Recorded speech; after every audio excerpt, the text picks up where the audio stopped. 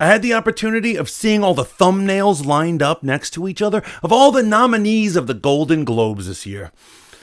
It looked like one big white supremacist rally.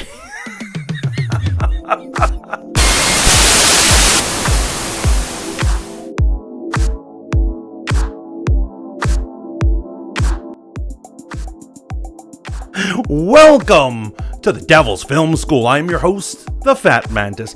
I know what you're thinking. The Devil's Film School? Why am I grouping this in with my videos of analysis and review of horror? The truth is because hashtag Golden Globe So White is the true horror story of 2021. Now, I know what you're thinking. Out of all the people nominated, it's true it is mostly white, but there are some minorities in there. And I gotta tell you, this is just standard. Every racist has their favorite black person. It's true. Look it up. Even David Duke has like a driver or like a nanny that he appreciates. You know what I'm saying? So I'm saying just because there's a few faces of color out there doesn't mean that anything's changing. As a matter of fact, this is textbook old school Hollywood for you, and we're about to get completely into it. Now, it has been a horrible year for film, 2020, which is probably why there aren't a lot of good picks, right? However, in terms of black film, it has been a stellar year, almost a new age for black film, and we're going to get into some of the snubs right here and right now. We're going to start with Ma Rainey's Black Bottom, which can be found on Netflix. Now, this boasted an impressive performance both by the late Chadwick Boseman and Viola Davis. It takes place in 1930 Chicago, where it talks about the evolution of jazz and the evolution of the first jazz/rock stars. It is amazing. I promise you they're gonna get nominations from the Oscars, but not in the Golden Globes universe, man.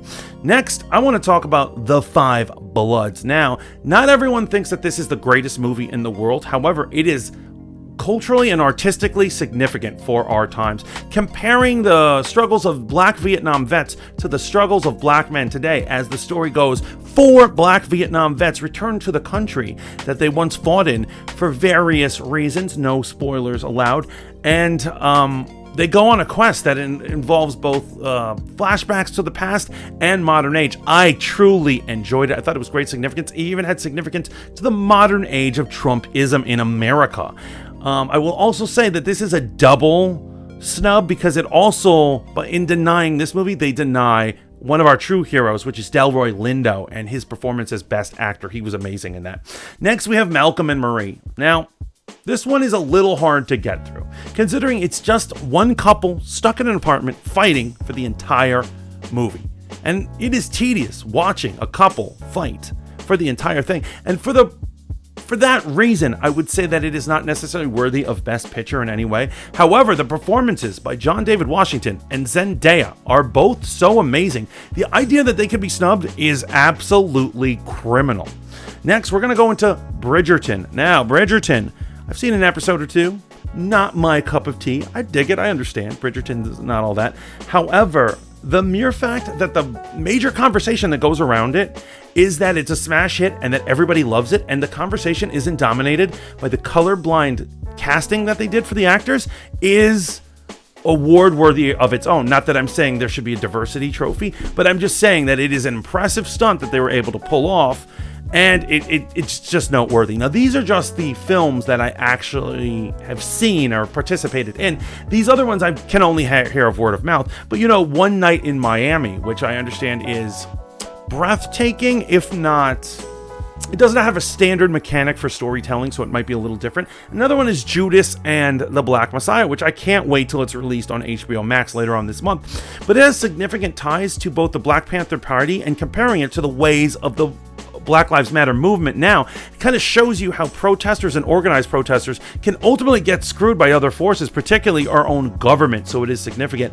But I understand that, Daniel Kaluuya has a nomination for Best Supporting Actor, but from everyone who's seen it, thinks a lot other people and other things should be nominated of this film. So clearly with some level of robbery, not even giving them a heads up, not even name dropping them. It's truly insulting. Now, we need to get into a very particular issue that I have on the television realm, and that has to do with I May Destroy You by Michaela Cole.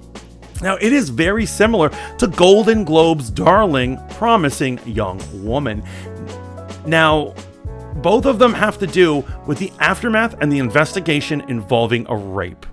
Now, where I May Destroy You is a tough but necessary piece of art that you need to see, Promising Young Woman tends to be playful and not as seriously taken as it should such a serious matter. It's almost too lighthearted and almost borders on camp.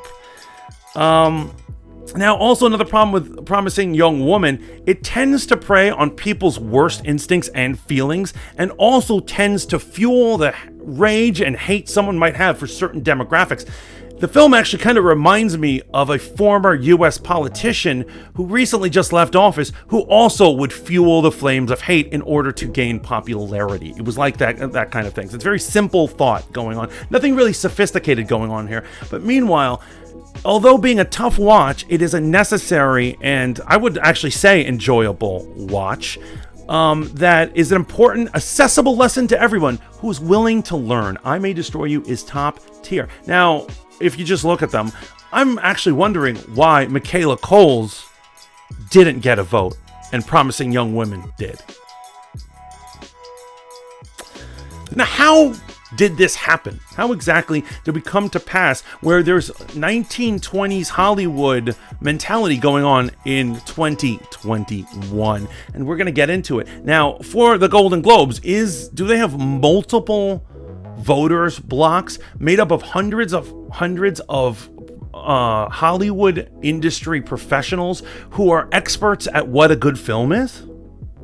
Well, no, that is the Oscars that you're describing. Actually, there's only one voters block for the Golden Globes. They are called the Hollywood Foreign Press, and they are made up of one voters block, and they are made up of only 87 members. That's right. I said they are only made up of 87 members. That's right. 87 people pick the fates of these films and whether we should praise them or not praise them.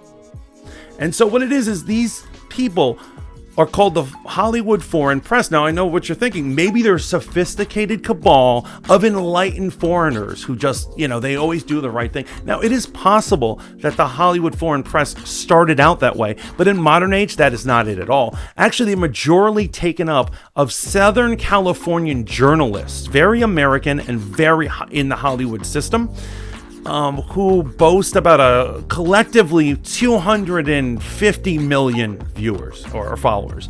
But nowadays, that's really not that impressive. It shows how old school they are, because if you really look at the average actual popular YouTuber, that's about 15 YouTubers could get 250 million followers. So, just kind of goes to show you how even outdated their counting systems are. They must still be using an abacus or something. But these guys are old school money, old school Hollywood, who love to be wined and dined, and particularly like to vote for people who wine and dine them. If you want to understand what they're like, just go to the currently nominated for Best Picture movie Mank and go to the final scene where there's a dining room scene. And that is basically an illustration of what the average night of a member of the Hollywood Foreign Press is. So it kind of makes you think. Think about that ally out there. They have money. They like to virtue signal how open-minded and how friendly they are to you. They might even constantly show that they're reading books like how to be an anti-racist or something like that. And you always think they have your back. They're always smiling at you. They're always encouraging you. But when it's time for you to shine, when it's time for you to get your reward, when you have earned and fought for something, the real question is that ally going to vote for you? And that is tonight's Voice of the Fat Mantis. Remember to like, share, and subscribe. Feel free to hit me up on Twitter at Mantis Comics, or every Thursday night at 8, you can go to the Spoon app and hear my show, Rogue Planet, where I get more in depth into issues like this and other things about the media. Until next time, ciao for now.